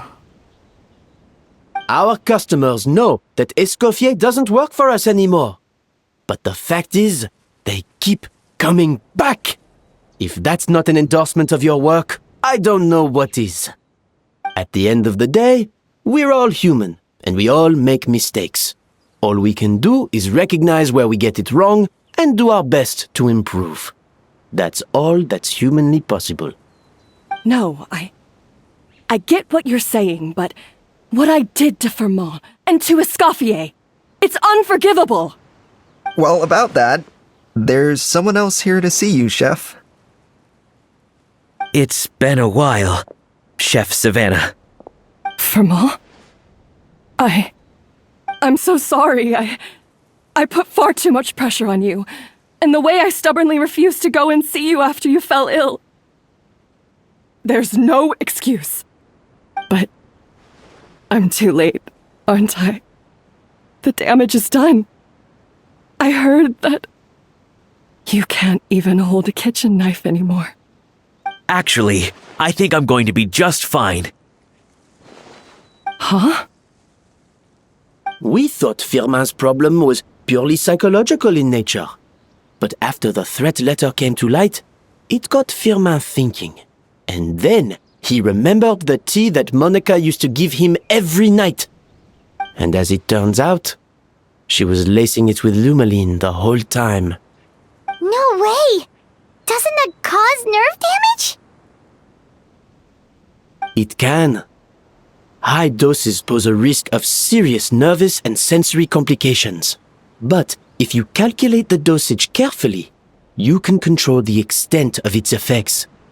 A small dose might simply make a person more emotional, whether that mean more fragile or more hot-tempered. No wonder it seemed like you'd lost your edge.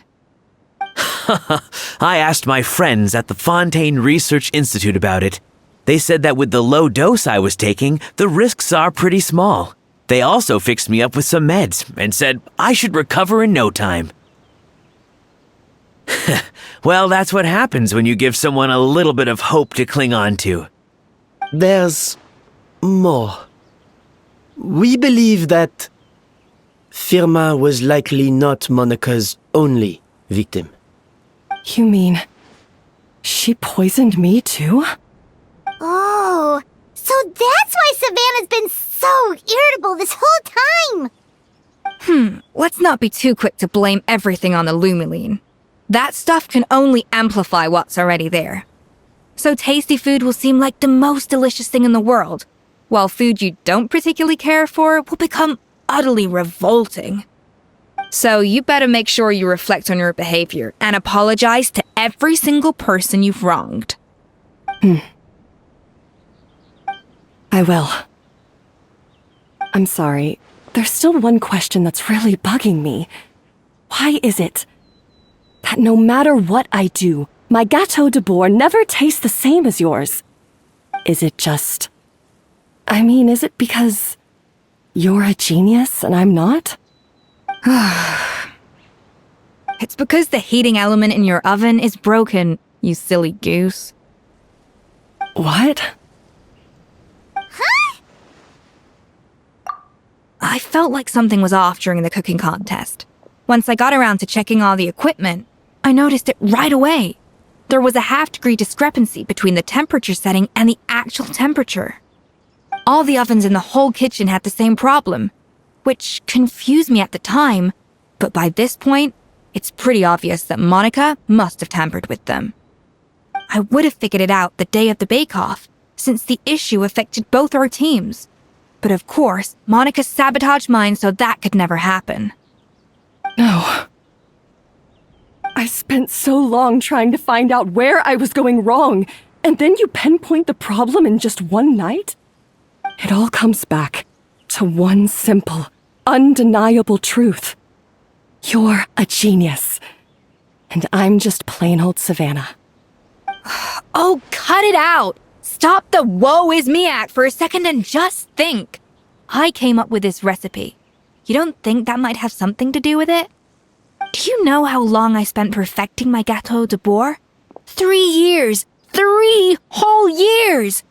I know this dish inside out, back to front and upside down. And you've been head chef now for what, 6 months? If that? A couple hundred failed attempts, and you're gonna throw in the kitchen towel and declare you'll never be successful because you're not a genius. You clearly have no idea how many kitchen failures I've had under my belt, or just how long it took me to finally get my recipe to a level I was satisfied with. Genius or not, everyone makes mistakes. Modeste did, Savelli did, everyone does. You're only a lousy chef if you don't face up to your mistakes, learn from them, and then keep chipping away until you crack the problem once and for all. Surely you haven't forgotten all that. You were no lousy chef back when I handed you the reins. I haven't forgotten. And I'll make sure I never do. That's our head chef. Ha! Sounds like we won't need another changing of the guard in the Hôtel de Bord kitchen anytime soon. Huzzah! Aw, what a perfect ending to a crazy journey. Look how happy everyone is. So you got your mojo back now? Yeah. Thanks to you, Escoffier. In fact, no. Thanks to all of you. Aw, friends again. So nice to see them finally settle their beef. Good. So now that's out of the way. It's time for payback. You cheated in our last bake-off, and I demand a rematch right now. Huh?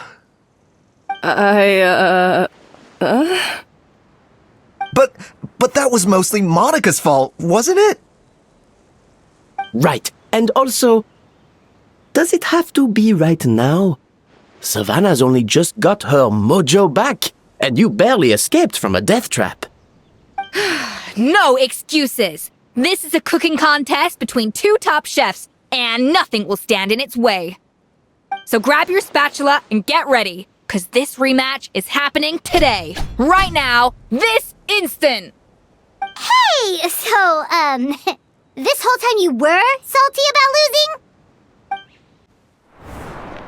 The second cooking contest commences now! This time, no more games, and no holding back!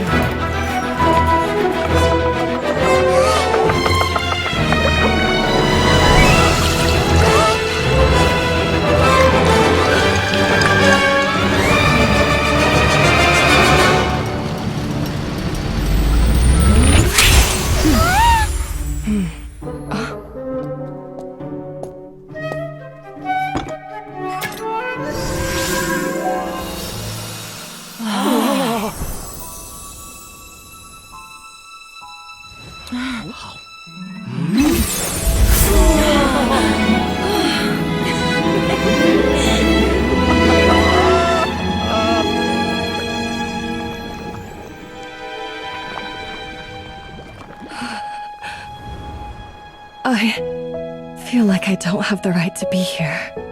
Hey, what are you so afraid of? You can't unbake it now. And if you don't serve it, then good or bad, you'll never find out how to improve. If you're too scared to fail, you'll never know what real success tastes like. So? Embrace your failure. Taste it.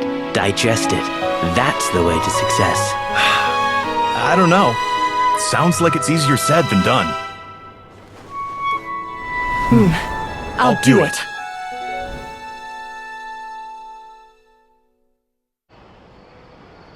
The results are in!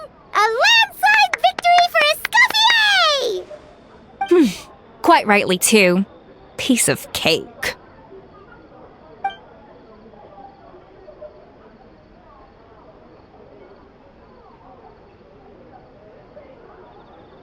Oh yeah, look at that!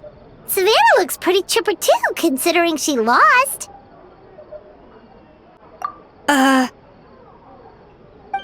Now, where were we? Yes.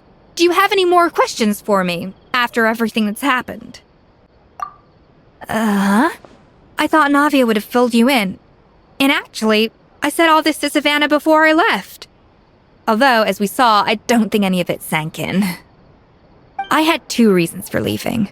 One was the food safety incident, of course, but the other was that the Hotel de Boer had reached a point where it didn't need me anymore. So I decided to step down and look for new opportunities to improve myself. Improve how? Well, a while back, I got to know a fellow chef from Liyue, and in her, I saw so many new possibilities. She has that same adventurous spirit that Modeste and Sibeli had in their youth. Slime mucus, lizard tails. With her, nothing's off the table. There's a whole world of new flavors out there waiting to be explored, hiding away in ingredients we overlook. Case in point, remember those Romaritime flowers down in the ruins? I used them in the cooking contest just now. Did you taste the difference? What? Paimon didn't notice at all! Half of the art of cooking is dissecting the recipes of previous chefs and figuring out the exact constellation of elements that gave their work its signature taste.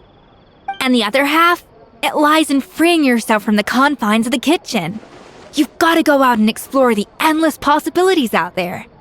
Uh-oh. Paimon's suddenly not sure she wants to try your cooking anymore. Don't worry, it's not going to be a free-for-all like in Modeste's time. Before I put anything into my food, I'll obviously do my research, make sure it doesn't contain any harmful substances. In the meantime, take this. It's a recipe for Petit Gâteau de Boer, revised version. I tweaked it to suit your needs as busy adventurers. Hope you enjoy, and remember, feedback is always welcome. All right! So, do you ever see yourself returning to Hotel de Boer? Oh, of course. I've already promised Vanishem that I'll come back every once in a while to make sure the quality of the food remains at an acceptable level. You know, Paimon's still a little disappointed that we never got to see the treasure of Remoria. Surely Monica wouldn't have gotten drawn in so deeply if it wasn't for all the mystery surrounding the original Gâteau de Boer. She practically dedicated her life to finding the lost pieces of Modeste's diary, then went to all that trouble to infiltrate the Hotel de Boer. And in the end, it was all for nothing.